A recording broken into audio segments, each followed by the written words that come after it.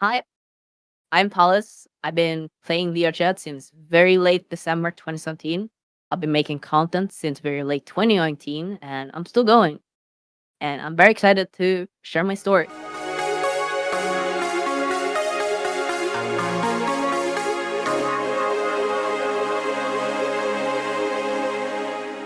Welcome to What's Their Status, the series where we explore the creativity, chaos, and connection shaping VRChat. Today we're featuring Totless, a VTuber and streamer whose presence in VRChat has spanned years of storytelling, unpredictable antics, and immersive world building. From their early days of breaking games and battling peanut butter cultists to crafting the Skull and Candy universe and the enigmatic Suki Kimura, Totless has built a reputation for blending humor, mystery, and chaos. Alongside their content, Totless has prioritized community-driven events, with Wondertide, their award-winning holiday charity special, standing as one of VRChat's most iconic annual traditions. They also helm Saturday Night Stuff and Camp Neko, gathering players for unique, high-energy experiences year after year. Totless, welcome. Hello. To kick things off, let's go back to where it all started. I love to hear about your early experiences with VRChat and how it became such an important part of your journey. What are your first experience with VRChat like, and what drew you to the platform? I technically started VRChat back in December 2017. And that was during the Knuckles big boom. I tried to install it, tried it out long before I got any VR or anything like that. But I checked it out. I was a big fan of the whole nuts and that whole roleplay art, Team 5, if you guys remember them.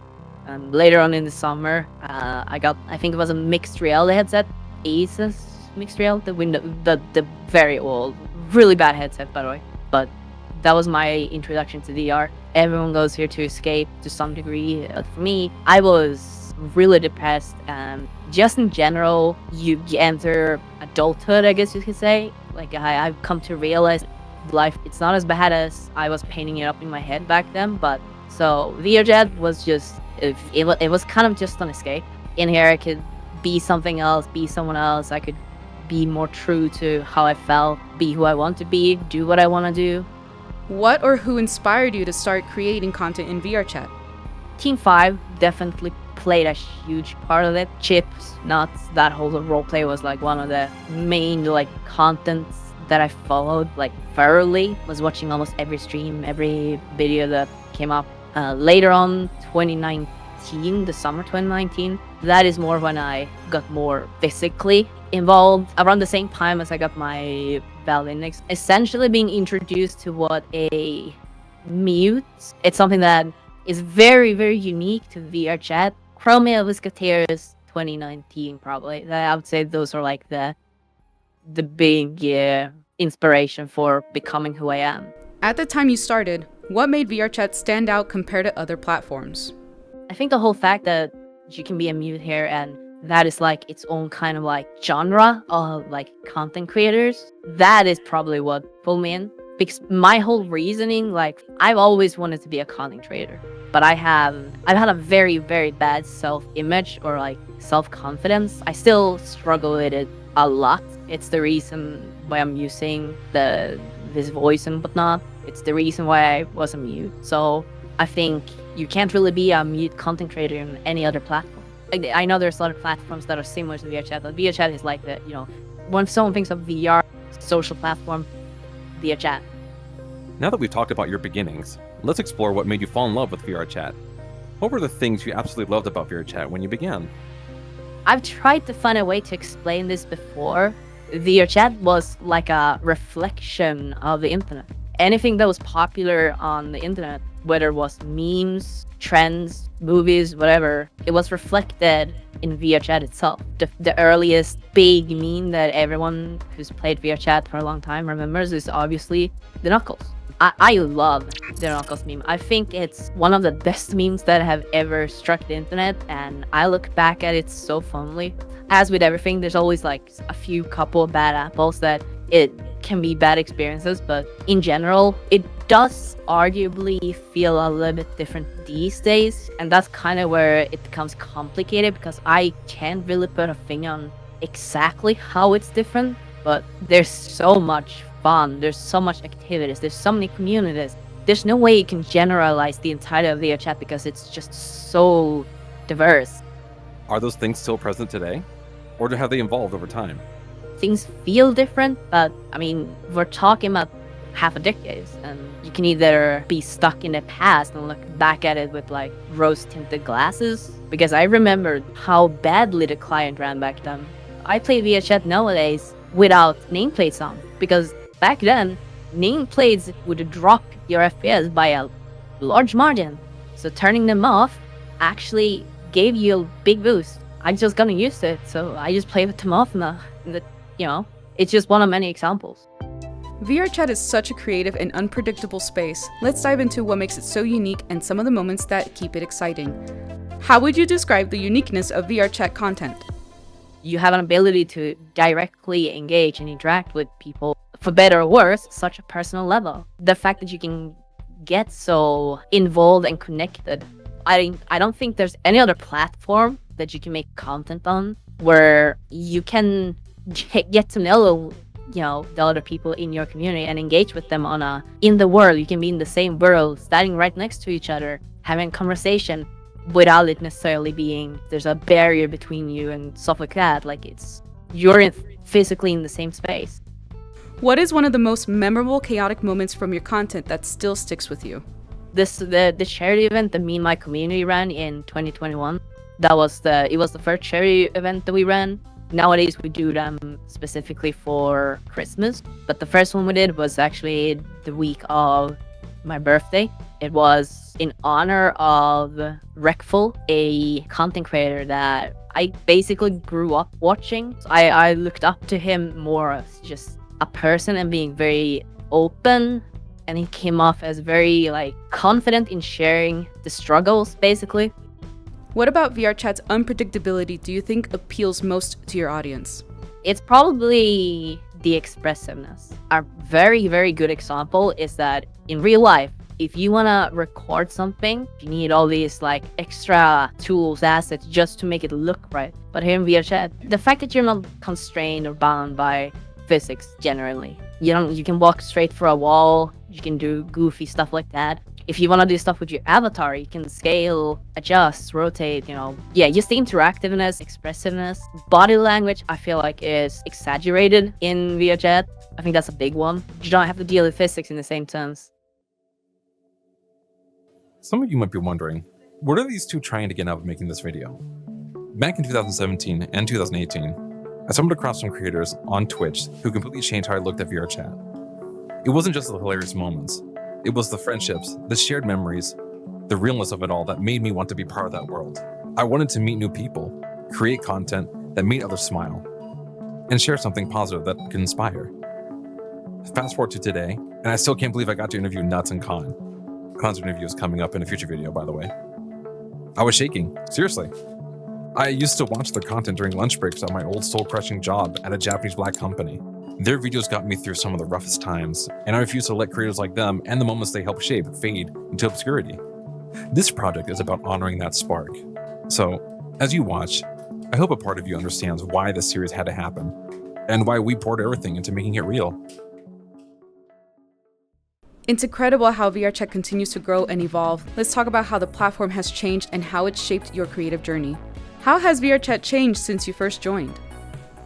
The social dynamic has drastically changed. I think people hang out differently. Back then, the groups and the communities weren't as established. You didn't really have the same kind of structure. I hung out a lot in open mic nights, in Karaoke Central. And this is one of the big reasons why I jumped around in public so much, was just finding someone doing street performer. That is definitely something you don't see as much of these days, but that was extremely common back then. In fact, a lot of people that I met back then during that, I've actually seen many years later now become content creators themselves, and it's been very cool to see. I don't really get to experience that. It's very hard to say for certain, because I don't really experience the game the same way I did back then. And that's also because I have my established circles, I have my established communities that I engage with. Have you noticed an influx of VRChat content creators recently? You can definitely see how the meta changes. What the meta is just, it's the path of least resistance in order to succeed. As you've been going for a while, you definitely see the change in the meta. Back in like 2018, 2019, that's when cool thing or like the meta was the streamer lobbies. Everyone was playing a character contributing to the same universe. But I think a big reason how this changed was actually because of the success of teams like Team 5, like early 2019/summer 2019. That was like the big boom of teams forming. As COVID started up, I think that's when more and more people started vlogging or like vlog streaming, talking directly to chat, directly through camera. There's the, lewd meta, and you can definitely see a pattern of that's, starting out around the same time. It's one of the more recognizable things that you see and hear of when referring to VRChat. It's definitely the thing that gains the most attention, even if I wouldn't say that it's like the main form of content. Compared to back then, there's definitely less of a focus on group lobbies, communities, or stuff like that, like not necessarily streamer lobbies, but those kinds of interactions back then. Nowadays, it's way more one-on-one kind of content. I would say that's definitely like the big difference. Do you feel like your work has influenced newer creators or trends? If so, how? It's pretty funny. It started out by accident. At one point, when I was hanging out with a friend, I wanted to prank him. An avatar it's basically like a mini version of myself. It's an avatar that I originally made. So I had another friend in the world, and I made that version public so that they could clone it. And then we were gonna just joke around with another friend in there as they were streaming. After that, I kind of just forgot to make it private again. Wind forward a couple of months, and at some point, I guess someone found that avatar and it started spreading around. And because it was kind of funny, we had a bunch of funny interactions. I just let it be public, and also because I didn't really use it anymore. It's very hard to say if I'm the source for it, but when that really first took off in my community, within a very short amount of time, there was a lot of other content creators who started getting their own mini versions of themselves. But even to this day, that we find people in public just randomly using those avatars, there's a bunch of people who's been introduced to my community just because of the association with being a fry, basically. For another funny backstory for that one, I used to call myself a potato back then. So the joke was that they were the spawn of me. So yeah, it's very difficult to say whether I am actually the source for that or not, but I would love to imagine that maybe I inspired some people. What do you think about the new styles of VRChat content emerging now? It's gonna be a little bit hypocritical, and this is kind of going back on the topic of like the lewd meta, or one of the very popular things right now is the whole dancing with tastefully light clothing. I say this because I know I was very lewd myself, or doing a lot of like lewd jokes. That wasn't the norm back then when making content. So what I was doing was kind of like a bit more of the extreme cases of content creators being lewd. And in a sense, that's kind of what these content creators who do this sort of content, that's kind of the same what they do right now. I don't have anything against the people or anything like that. Speaking from my own experience, sex sells. That's reality. There is that whole one-on-one connection. The other side of it as well is people like feeling good about themselves. Someone telling you that you look good, like that makes most people happy. They want to be appreciated. People like being complimented in that sort of way. I'm not really a fan of the direction things are taking, and that is definitely a big reason why I have strayed away from more of that stuff. Well, I definitely still do like lewd remarks, lewd jokes every now and then. Your avatar and persona are such a vital part of your presence in VRChat. Let's explore how you crafted this virtual identity. How did you approach designing your VRChat avatar and crafting your online persona? I started out with the Hopu Neko. I didn't really use it for a long time on stream because I felt not entirely comfortable in it. At some point in Chromia made a new base where she head swapped a booth base, Snow Fox. I loved how it looked. love the design and everything like that, and limited resources, limited knowledge, skills, and whatnot. I jumped on that and I took the same booth base. I head swapped it. I put the head from my own smaller avatar and put it on that base. Purple, I've always been a fan of, so that was just like the natural choice. Even before the small base, all my avatars were incorporated the color purple as the main theme. I did go a different direction with like the clothing outfit style and whatnot. I had a bit more of a dorky, kind of nerdy, geeky, kind of almost. I've always been a fan of ponytails. Kind of just the natural progression of how things, or where things went from there. And eventually I did completely swap to a different base. And that was like the first real distinction. The character design itself of the actual character Suki Kimura, which is the OC that this like design is based off of. That's kind of been a work in progress like ever since. And it's been realized more and more, like polished every year, more or less. Do you feel your avatar reflects your real personality? Or is it more of a character you created? It's a mix. A mix of how I feel and whatnot on the inside versus actual looks. I have experimented once with making an avatar based off of myself, but it kind of broke that immersion of escapism where, you know, VRChat is my escape, but it's definitely a representation of my personality, I guess. It's a very good way to put it. How do avatars and virtual personas impact storytelling and interactions in VRChat? Depending on what kind of storytelling or what kind of content or, you know, whatever you're making, different art styles, they all express different kind of like emotions, expressiveness, but yeah, I would say that it plays a huge part in what you're trying to put across. At first glance, it will be someone's first introduction to whatever it is you're making. It's inspiring to see how VRChat content has left a mark on gaming and streaming culture. Let's discuss your perspective on this broader impact. In what ways do you think VRChat content has impacted the broader gaming or streaming culture?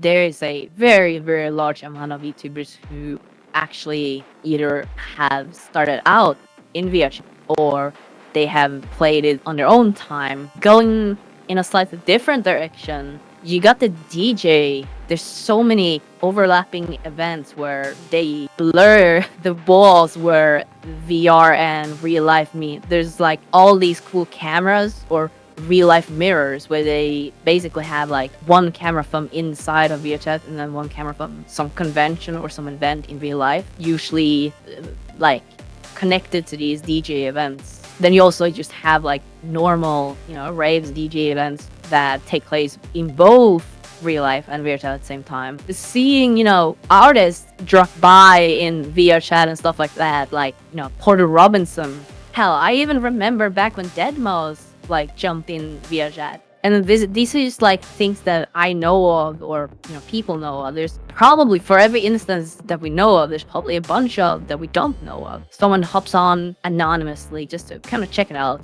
And if you ask random people outside or in real life, internet memes that they might know of or have heard of, chances are that they will have heard of or know of in some way or another the Knuckles meme. And again, that's just another way that VR and real world overlaps. And I feel like that also applies to content creation. It's all very interconnected. How has the rise of VR gaming changed your perspective on gaming or social interaction in general? I think in the future, the ability to use VR to visit like other places in the world properly, like almost be like in person since the introduction of Apple's headset, I think there's a very big likelihood that there will be services where you will have that option, be able to quickly put on just a pair of goggles and poof, you're in the Amazonian rainforest, or you're in Antarctica, or, you know, you're climbing the pyramid. Stuff like that, I think, is a bit of an untapped market because VR headsets is also becoming more and more widely accessible. What role do you see VRChat playing in the future of entertainment and connection? I don't think it's going to be anything what we expect. VRChat definitely introduces new ways of like teaching, new forms of education. Like the number of different communities, groups, or creators that who teaches dancing. ASL. I have actually heard of companies using like VRChat as a meeting place without having to travel, where they wouldn't have to worry about like outside interferences. The ability to just travel places, it kind of applies here as well. I love exploring 3D scanned worlds, photogrammetry worlds. Basically, they take a bunch of pictures of a location and then they use softwares to turn them into like a 3D space. Plenty of really, really cool and super well done versions of that. Sounds like Ronan. He's made a 3D scan of his entire house. He also has like an avatar of himself with a bunch of like 2D images just put together. Last I heard, he was working on a new project for that avatar with like a bunch. I think he had like over 100 images taken that he's gonna turn into like an avatar. Love what he does. I think it's super creative and it's very, very unique. Basically, I'm a big fan of like 3D scans. Sure, you can find it on, social media platforms if you just look it up, but it's not the same. Seeing images of it on the internet is one thing, but being able to physically walk around in 3D space, it makes it such a different experience.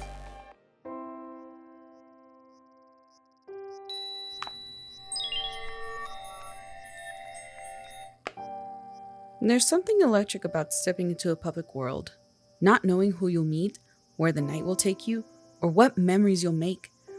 That's the heartbeat of VRChat, and while things may have shifted over the years, that magic is still there, waiting. Maybe it starts with you. Maybe you and a couple of friends open a public instance just for the fun of it. Maybe someone unexpected joins, and it clicks, just how connections begin, not with plans, but with presence.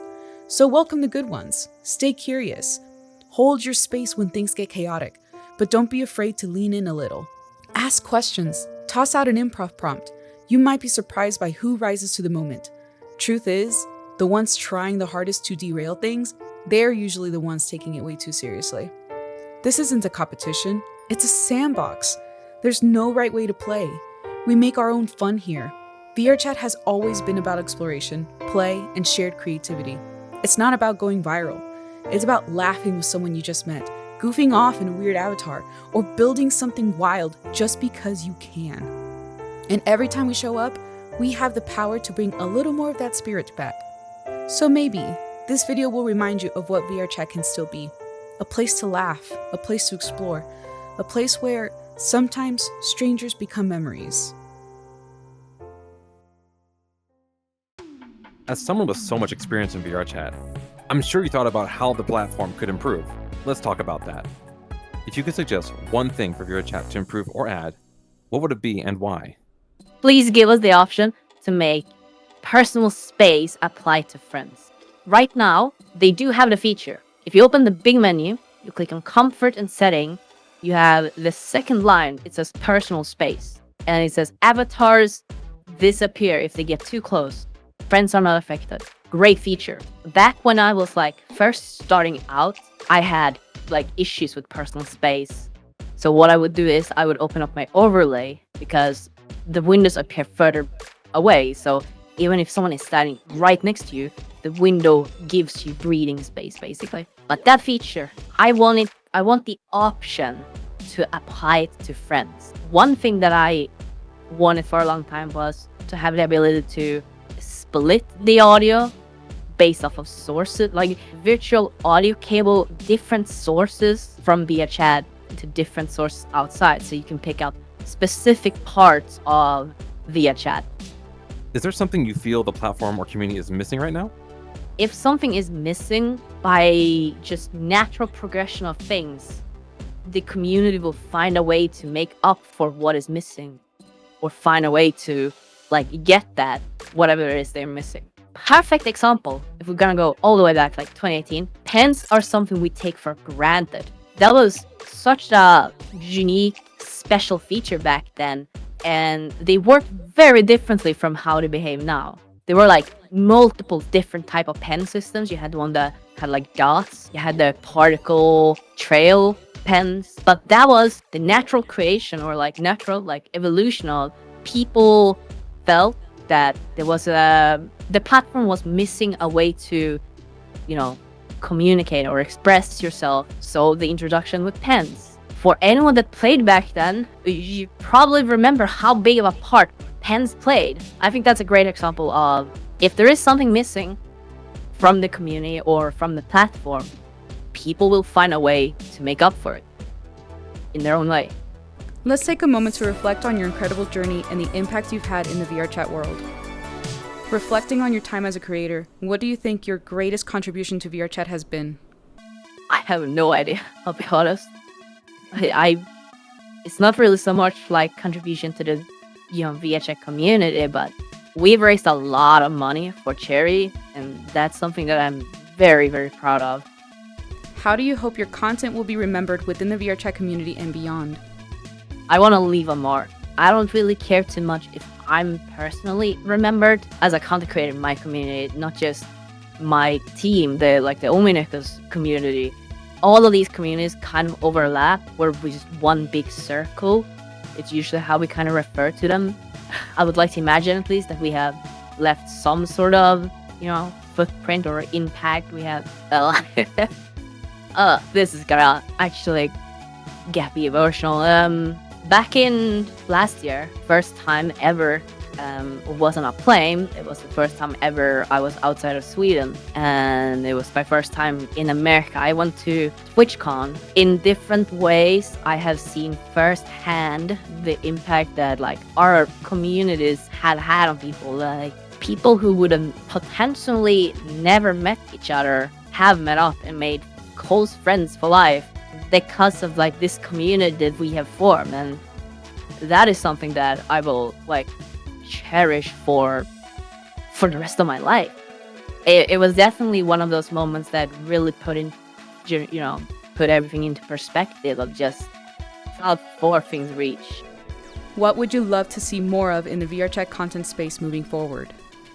Content nowadays isn't really made for me.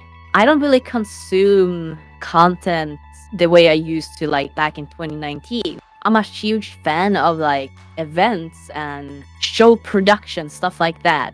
I think those are super fun, and I would love to participate in those. For that reason, I would love to see more of that. If you could relive or revisit any moment from your VRChat journey, what would it be?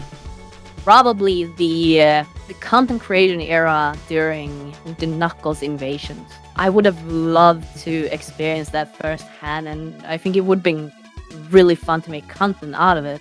I'm not really much of a role player per se.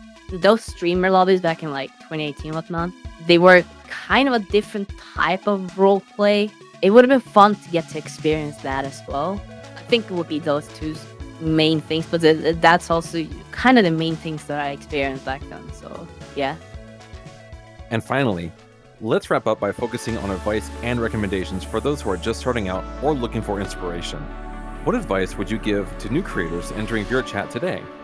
I suck at advice. Realistically, the best advice that I could probably give is number one, consistency.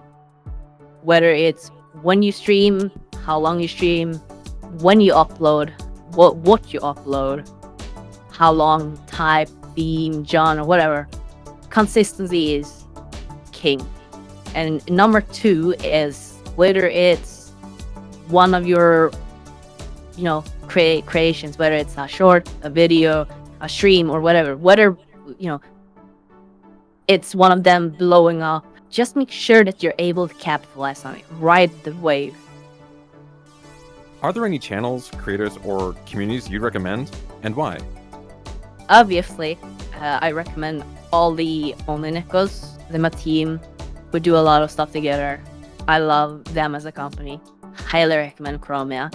When it comes to people outside of that, there is Hazi. Mina is someone that I enjoy having up. It's very interesting to talk, just to listen to when they're talking. Dervish makes a lot of very, very expressive and engaging type of content.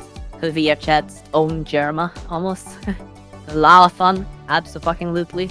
He is the OG, and words cannot describe how much I appreciate that guy just for what he does. and how long he's been doing it, and just I was talking to earlier about not putting someone on a pedestal, but if there's one VRChat creator that I want to put on a pedestal, it's Lolofum.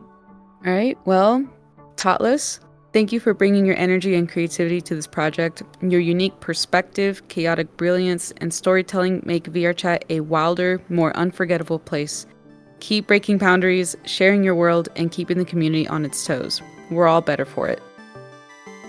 Yay.